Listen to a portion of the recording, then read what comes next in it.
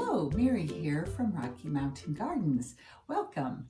And guys, today we are doing our May thrift haul. I've got some wonderful things to share with you, so let's jump right in.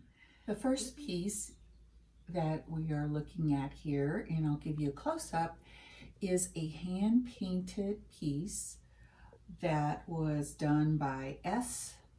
Robinson in 1971. I think these hand-painted plates are so beautiful, and this used to be a craft that people did really around the world. But in the United States, it was a very popular thing to do in your home, as well as in England. So this one, I'm sure, was done in the USA, pretty sure anyway, and I just love it. It will be hanging on my wall also. The next piece is green transferware, and it is a winter picture of the old Curiosity Shop. I'm kind of excited to put this out during Christmas time. This is an old style of transferware, but it is not really vintage because it actually says on the back, dishwasher safe, so that tells me it is relatively new. And you might know something about the old Curiosity Shop. I think that was part of one of Charles Dickens's stories. In any case, this one, if you take a look close up here, I'm showing you on this little video, there is a crack in the plate where that brown line is. I'm so sad about that. I didn't find it till I got home, but guys, I'm still going to use it. I'm going to try to clean it up and remove that brown crack, the appearance of it, and I will take good care of it, and hopefully it will last here in my house. Next, let's look at this cup and saucer that I picked up, and it is really interesting. It is an Avon piece. And I'm going to put on my glasses here. It is called February Violets, and it says it is part of the Avon Blossoms of the Month series. Now, I didn't look up to see when this was actually produced, but I mainly picked it up because I just loved the purple violets on the cup and saucer, and it's another one I get to add to my collection of teacups. Then, guys, interestingly, I've been picking up some plates. These are taped together still, and oh, by the way, the teacup and saucer were $1.99, and then for $1.99, and I can't remember which ones of these I got on sale, but some of them I did. This is made by Sango, and there's nothing really very noticeable as far as being an antique or vintage piece about it, except that I'm going to be using it out in my garden in a special way. So you'll see that when I do my first garden tour this summer. And then I picked a couple of these plates. They are the same, and they have this pretty pink design on them, which I really liked, and that's going to be out in my garden as well. And lastly, I got, I don't have a price on these large plates, but lastly, I got this one with blue and white, which I thought was really pretty, and it was 99 cents. So those are all for my garden. They were not expensive, and then, as I said, they're going to be used outdoors. Very exciting though, guys. I got this beautiful for $1.99, and I believe this one was half price. This is a milk pitcher, and in the close-up you can see it says M-I-L-C-H, which is Milch in German and means milk. And I just love the chicken and the rooster on it, don't you? This is going to be part of my chicken display this summer because I have a really cute chicken display that I put up in the summertime that I'll be sharing with you. My next picture is one that was done by UNESCO, and I paid, well, the price says $4.99, but I believe I got it half price for $2.50.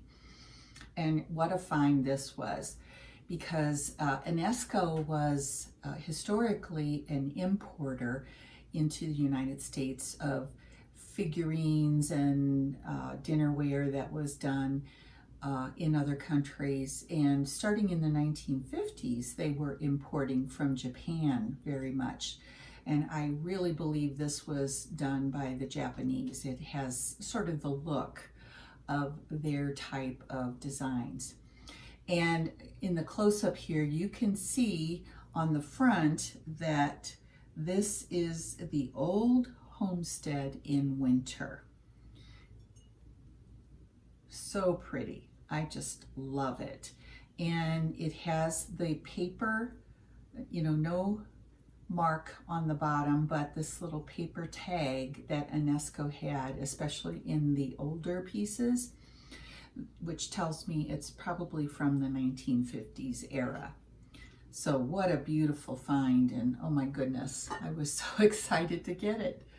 Then I was able to pick up another piece of milk glass. Now this is the only the second piece of milk glass that I have gotten, and it has no designs or stamps or anything on the bottom, so I'm not sure who the manufacturer was, but I love this grape design on it. It's so pretty.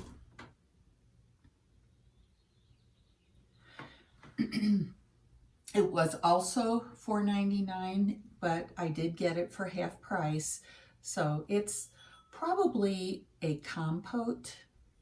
This is what it might have been used for. And boy, what an exciting find. And then guys, I got a white, and I think this is an ironstone pitcher. It's quite large, as you can see. This was $7.99, and it was also 50% off. And it is made by Homestead Living. But it is just perfect for what I want to use it. It has sort of a plain design, but that's okay because it's going to be perfect, and you'll see it in my home, not in my, next home tour. I will be sharing that with you. And I did pick up this beautiful doily for $2. Isn't it so pretty? Of course, I love pink and blue and purple, you may know. So, oh my goodness, I snapped this right up. I was so excited. Next, I have a couple of books again. And both of them are pretty old. This one, oh my gosh, I was so excited to find this. This is the book, The Robe. I do love the cover. You can see it has aged quite a bit. Books were on sale, so this was $1.50 for this vintage book. This was written by Lloyd C. Douglas, and just in case you're curious, it was published in 1942. And guys, The Robe is just a quick synopsis. The robe is the story of what happened to Jesus's robe after he was crucified. And oh, it's really a wonderful tale. I think you would love reading it if you can get a copy. Now, this was such a treasure. I picked up, I was so excited, and this was half price too, so it was $3.50. This is a copy of The Private World of Tasha Tudor. Tasha Tudor was a children's illustrator, and she was a very eccentric woman. If you take a look at how she's dressed right here, she loved to dress in her daily life in old-fashioned clothing. And she lived on a farm and raised you know, pretty much all her own food, had beautiful gardens, and I'm trying to see when this was published. This was published in 1992. And Tasha Tudor has passed away, but I'm not sure when that exactly happened. Tasha Tudor published quite a few books, and she did illustrations for other different authors in, I think, magazines, and you know, she was quite prolific in her art. So just let me show you a couple of photos. Here's a picture of her home. Look at those beautiful gardens.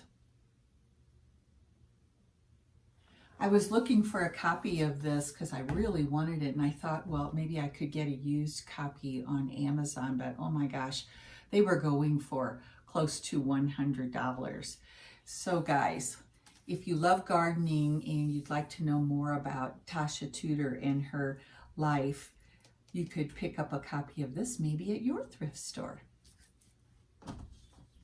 What a lucky find. I also got a really cute little garden hat. This was on sale too, so it was $2.50. I bought this for out in my garden this year.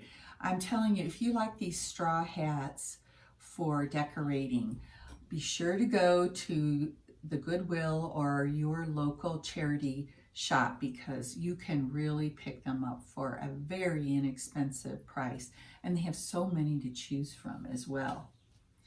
Now, another plate that I got,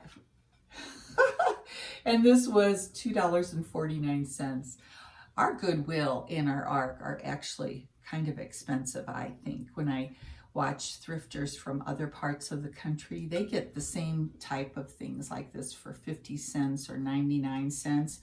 And so I'm really envious of those who live in places where the cost of living is less expensive, because here in Colorado, our cost of living has really gone up in the past few years. So things do cost more. This is Royal Norfolk, but it's a very plain plate. But the reason I bought it is because it is bright orange. And what I'm going to be using this for is putting grape jelly on it. In fact, I'm going to start this probably today, because it is time for the Orioles to be returning to Colorado. And the way you can attract them is, first of all, they love the color orange, number one. And number two, this is a great surface for you to put the grape jelly on. With the color and the attraction of the jelly, I'm hoping I will be able to have some Orioles in my yard this year. Now in Colorado, we have Bullock's Orioles, but back east, I think in the Midwest more, the range for Baltimore Orioles, you can use the same trick to try to have them come into your yard so that you can watch them and just love their beautiful orange colors. So try that out. And of course, it's very inexpensive to get a plate instead of an expensive, bird feeder that's made specifically for Orioles. So that was my trick, to try to have it be much less expensive. Now, next I bought this. It's a faux architectural element. And I purchased it because I want to paint it and use it in my hearth room for some decor on the wall. And so I'm really hopeful I can use this and it will look really interesting in my hearth room. And I'll be doing a change, a flip to this in a future video for you to see.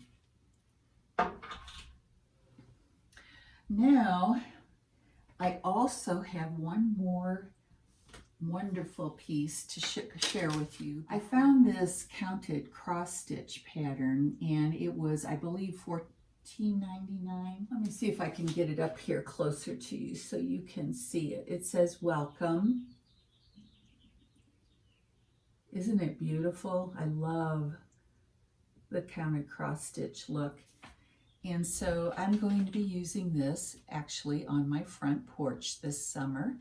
And I will give you a tour of my porches later as well, once I get them all set up and new flowers planted for the summer. In Colorado, we have to wait till later before we start planting our pots.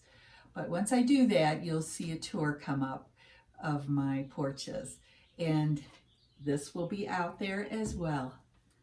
I'm so excited for this. Lastly, let's take a look at this set of cubbies that I found at the Ark thrift store a couple of weeks ago. And I believe the price was $5.99. And oh my goodness, what a treasure. And I am going to use this either to display my teacups or my collection of pictures. And of course, I'll be doing a refinish on it, and you'll see that next week for Flipping Friday.